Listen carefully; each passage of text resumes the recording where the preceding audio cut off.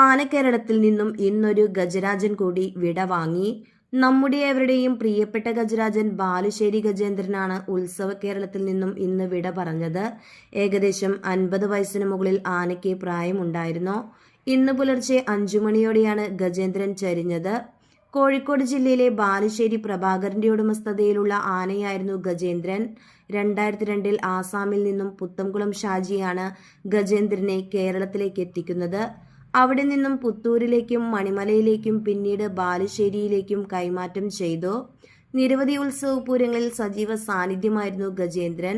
വള്ളിക്കുന്ന് നെറുങ്കാത്തൈക്കോട്ട ക്ഷേത്രത്തിലെ പാട്ടുത്സവത്തിനോടനുബന്ധിച്ച് പ്രത്യേക ഗണപതി പൂജയ്ക്കായി എത്തിച്ച ഗജേന്ദ്രൻ പുലർച്ചെ 5 മണിയോടെയാണ് ചരിഞ്ഞത്. കുളി കഴിഞ്ഞ് ചമയങ്ങൾ ഒരുക്കുന്നതിനിടയിൽ പെട്ടെന്ന് കുഴഞ്ഞു വീഴുകയായിരുന്നു. വെറ്റിനറി ഡോക്ടർ സ്ഥലത്തെത്തുമ്പോഴേക്കും ആനയുടെ മരണം സംഭവിച്ചിരുന്നു. ഹൃദയാഘാതമാണ് മരണകാരണമെന്നാണ് പ്രാഥമിക നിഗമനം. പോസ്റ്റ്മോർട്ടം നടപടികൾ പൂർത്തിയായ ശേഷം മാത്രമേ ശരിയായ മരണകാരണം അറിയാൻ സാധിക്കുകയുള്ളൂ. ആനക്കേരളത്തിൽ നിന്നും വിട പറഞ്ഞ പ്രിയപ്പെട്ട ഗജരാജൻ മഹാദേവപ്രിയൻ ബാലുശ്ശേരി ഗജേന്ദ്രന് ശതകോടി പ്രണാമം.